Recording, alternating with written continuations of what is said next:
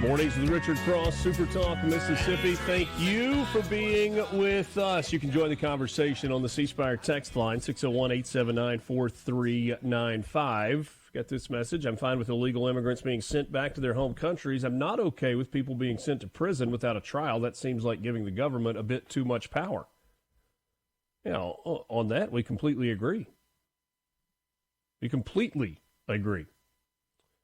Mike Hurst joins us this morning. He is chair of the Mississippi Republican Party, former United States attorney, and he joins us in studio. Good morning, Mike. Good morning, Richard. How are you, buddy?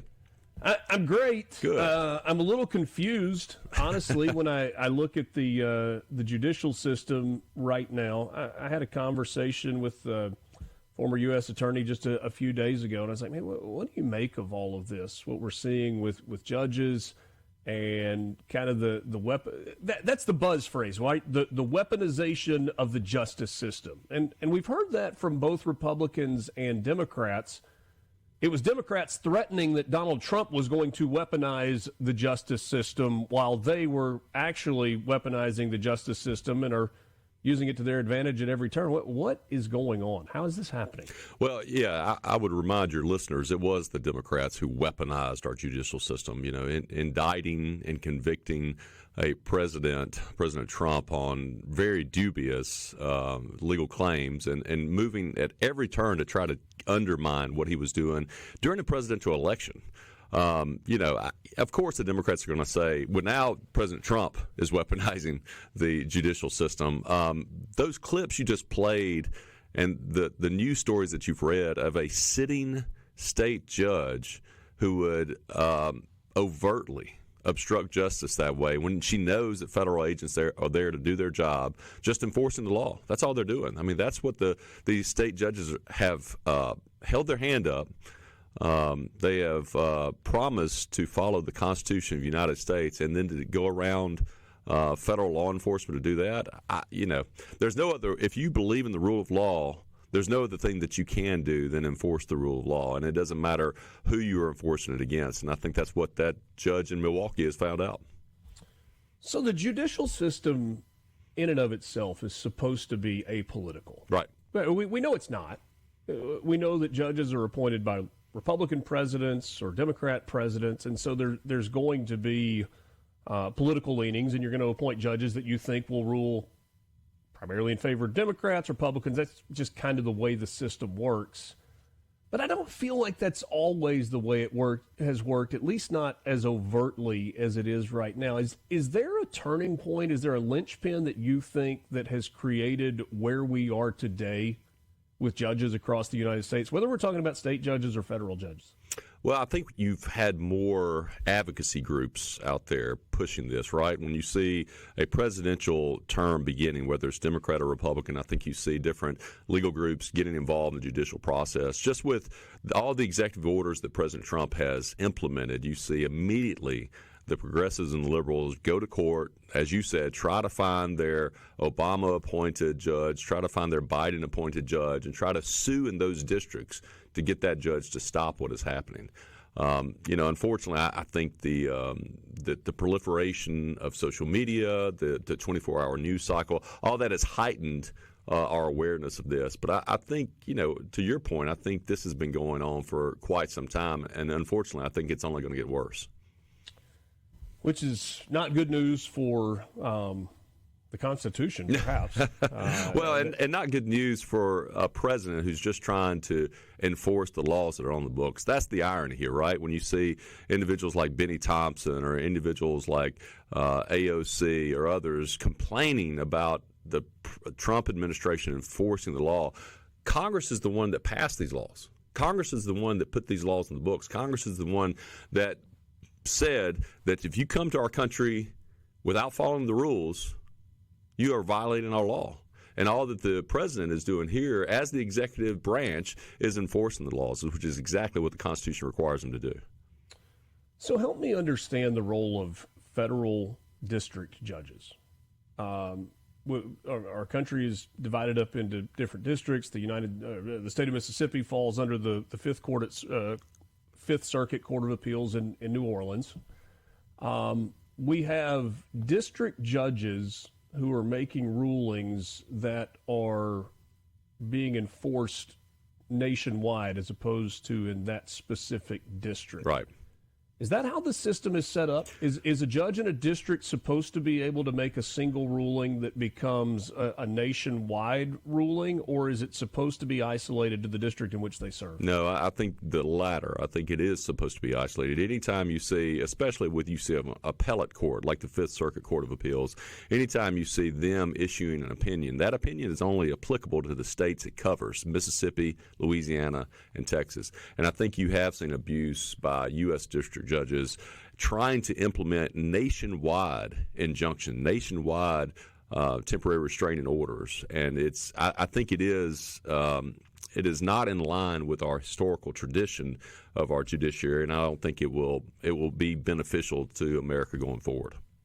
Thomas in Greenwood sends us a message on the C Spire text line. He says, laws passed by Congress, that's so passe. We are governed by executive overreach, or some would say executive order these days. I do think Thomas raises a legitimate question. We saw executive orders under Joe Biden. We've seen a bunch of executive orders under Donald Trump. I've asked this question before. Don't we have to get back to a point where Congress is enacting laws and getting things done? Or is that just impossible with the divide and the slim majority that exists in Congress? I don't think it's impossible, and I think if you look at our Constitution, it is set up to empower Congress with, I would argue, the most rights because they are closer to the people in being elected to the United States House of Representatives and the United States Senate. It obviously is tough with the divide in our country, the very slim majority in both the House and the Senate. But no, I think we have to get back to Congress doing its job. There's nothing wrong with presidents issuing executive orders, and I would argue that it's absolutely necessary. With the largesse that the federal government is now, the only way that a president can accurately direct the executive agency, the executive branch that he is over, is to issue these executive orders and to instruct the people that he has hired to faithfully execute the laws of this country. He has to issue those executive orders and put the federal government on the right track. You got to remember, the last 4 years, the federal government has just been going downhill, the overreach, everything like that. And all the President Trump is doing now is saying, hey, we got to get back to the basics. We got to get back to what this country was founded upon, enforcing our immigration laws, making sure that, men do not play in women's sports. I mean, I can't even believe I'm saying these things, but common sense type things that I think we as a country were founded on. One of the fascinating things that we've seen, we're visiting with Mike Hurst, former U.S. Attorney, current chair of the Mississippi Republican Party. One of the fascinating things that we've seen with Donald Trump is he's following through with the things that he said that he was going to do. Absolutely. I mean, this is not, he was elected on the premise of doing one thing, and he's come into office and said, sweet, I'm the president now. Now I'm going to issue all of these executive orders that came out of nowhere. He literally spent a year on the campaign trail saying, if you elect me again to be the 47th president of the United States, these are the things that I'm going to do. And he's checkmarked most of the boxes. Yeah, people, especially Democrats, have acted shocked that the president has done what he's done, issuing these executive orders, directing entities like the Department of Government Efficiency to clean up wasteful government spending. But as you said, he has been saying these things for the last, 8 years? Since he first was elected in 2017, ran for re-election in 2020, and now was re-elected in 2024. I mean, I think the shocking thing, and this is a sad state of affairs for our politics today, the shocking thing is the politician said and then actually delivered. He actually did what he was talking about. He actually did what he campaigned on. And I think that's really where the Democrats have been shocked. They're so used, especially Democrats, saying one thing and not doing the other, that here we have a president who has campaigned on, stated specifically what he was going to do, and then in less than the first 100 days in office is actually executing on those things. Brendan Caledonia says, just think of what the president's first 100 days would look like if he didn't have all this other crap going on, if he wasn't having to fight. That's exactly judicial right. orders at every single turn. Yeah, I mean, I think that gets back to your initial question, Richard, which is, the weaponization of the judicial system. If the Democrats would just allow the president to do what he campaigned on, what the American people overwhelmingly voted him to do, I think our country would be much further along than it is now. We will switch gears from the judicial to the economy when we come back. Midterms now like a year and a half away. Is Donald Trump playing with fire, or is this a long-term strategy that is going to pay off? We'll continue the conversation with Mike Hurst, chairman of the Mississippi Republican Party, former U.S. attorney, right after this. Mornings with Richard Cross on SuperTalk Mississippi. Kentucky Fried Chicken coming to the defense of Shedeur Sanders. Didn't have that on the bingo card. In a post on X where Shedeur Sanders said, "Thank you, God." KFC responded, "The Colonel was rejected 1,009 times before finally landing our famous original recipe. Sometimes all a Sanders needs is a little time to cook." Congrats, Shedeur. I'm nothing speechless. You can do with that I'm one, speechless, Richard. Yeah. Next question. Nothing Mike Hurst is going to do with that one. He is chair of the Mississippi Republican Party, former U.S. attorney. We're kind of talking all things that are happening politically right now. So I mentioned this before the break. Midterms get here fast, and when you take a president who is elected but has a Congress with slim margins in both the House and the Senate, the window of time in which you have things to get done is potentially pretty small. We're seeing that right now. It's part of the reason that the action has been so fast and furious with the Trump administration. A lot of polling coming out this morning, stuff that was done in the last week or so with regards to the economy. Kind of a mixed bag. There are a lot of people that say they are okay with what's going on, but a lot are not. And people are concerned about tariffs and the fallout related to that. So what I said before the break, and I'll ask you this, is Donald Trump playing with fire when it comes to imposing the tariffs and some of the economic policy that's in place? Or is this a long-term gamble that is going to pay off, knowing that it has to be a pretty quick turnaround in terms of results? Well, look, I mean, this is the art of the deal, right? I mean, President Trump perfected negotiations and doing things like this. I think if you look at the response to the tariffs, if you look at what happened, you had all these countries want to, just running to the White House, trying to get to the table and renegotiate these trade deals. For too long, our country's been ripped off, Richard. I mean, if you look at how the trade has been going, we have not been on the right end of those deals. And so I think the president is right to raise these questions. I think he's right to threaten tariffs, and I think he will be vindicated before the midterms, and I think the Republicans will win more seats in the House and more seats in the Senate. There are some economic factors that are in favor of Trump, right? I mean, the thing that was talked about so much during campaign season, the price of eggs is down, price of gas is down, spending seems to be up. But there is, I think, legitimate concern because you've got high-level economists that are talking about the possibility of a recession. We'll see if that plays out. Some are saying, yes, it's going to, and then others are saying, no, it's not. And then Scott Bessent, yesterday in an interview with Martha Raddatz said, you're not telling the entire story. 10 days ago, the story was biggest decline of the stock market since the Great Depression, and now that it's level for April, nobody's talking about that. Right. I mean, again, this is the 24-hour news cycle, right? Every movement in the stock market, every, random quote from someone on the street, again, go back to long term. We have a president for the first time in 4 years who is putting America first. I mean, the goal of this administration, again, is to rebuild the American economy by increasing American industry and increasing the manufacture of American goods. Those things benefit the American citizen. Those things benefit our country. And bringing those things back to our country, right now, I would argue it's a national security issue. Not having pharmaceuticals manufactured in our country, not having enough steel and aluminum in our country, not having the things that we need in our country to make sure that we're secure and that we're safe. I think that the priority is right, and I think the priority needs to stay on making sure that Americans are put first. Mississippi is a big agricultural state. Absolutely. And largely, I don't think I'm overstating this, but largely farmers in Mississippi tend to be more conservative, tend to align more with the Republican Party. But the plight of the farmer right now is a tough one. and I think they are looking at the tariff conversation, exports, knowing how much of our product that is harvested in Mississippi goes overseas with a lot of concern.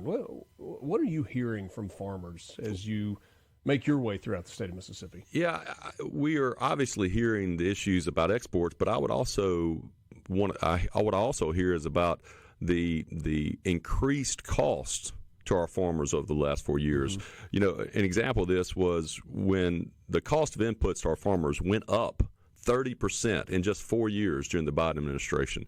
And the agricultural export from this country increased from zero when President Trump left office to $49 billion. So that's the damage that has been done by the Biden administration over the last 4 years that President Trump is now trying to fix and trying to put our farmers first again. I think Secretary Brooke Rollins, who's the new Secretary of Agriculture, is doing that. She's close to our senators here in the state of Mississippi. Mm-hmm. I think in this administration, unlike the last, I think farmers are at the forefront of their minds and making sure whatever policies that are put out that farmers and our economy and our agriculture are taken care of. Visiting with Mike Hurst, chair of the Republican Party. You know that we've got a special session coming up in Mississippi, and we still don't know exactly when that's going to happen. Kind of feels like sooner rather than later. We know that budget is going to be the issue. As you have heard whispers, talked with people around the State House, do you anticipate that being the only issue on the docket? Is this going to be a single issue special session that the governor calls? Well, like you, Richard, I hear all types of things, all types of rumors, all types of gossip.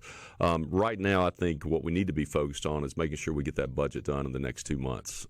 If there are other things that are put forward, I think we just have to wait and see. But right now, I think all the focus needs to be making sure our house is in order here in the state of Mississippi. And frankly, I commend our state for leading in that way. I mean, every year, our state has to pass a budget. Our state has to make sure its house is in order. And over the last 13 years, since the Republicans in the state of Mississippi have held the House of Representatives, we have ensured that we had a rainy day fund that was fully funded, even going back to, I believe, Governor Haley Barbour's days. Right. That's when it started. But can you imagine if we had the same type of requirements on the federal government? We wouldn't have $16 trillion in deficit. We would have a federal government that had to do the same thing that we here in Mississippi do, which is make sure our house is in order, just like you do, just like I do, make sure our budgets are balanced at home. I mean, that's what we need to take to the federal level, make sure Congress is doing its job and making sure our house is in order. It's no secret that the House and the Senate were not necessarily in lockstep on every issue this past legislative session. What are you talking about? I don't know what are you saying? Perhaps is putting it mildly. What do you think the budget debate, I hesitate to call it a budget fight, but a budget debate is going to look like when a special session rolls around? Well, the great thing that we have in the state of Mississippi is we have conservative leadership, and that means whatever the numbers end up with, they're going to be on the conservative side, which means we're going to root out any waste, fraud, and abuse in our government. We'll make sure that the American and the Mississippi taxpayers and their dollars are spent wisely. And I think at the end of the day, we're going to have less government, and the taxes and the dollars are going to be spent well. So I don't know what the outcome is going to be, but I have faith in our leaders between the governor, the lieutenant governor, and the Speaker of the House that we're going to get a balanced budget and we're going to have more in the rainy day fund.